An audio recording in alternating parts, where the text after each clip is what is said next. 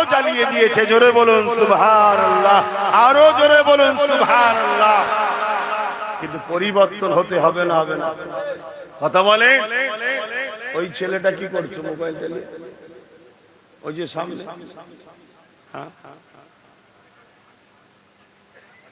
শুয়ে দাও।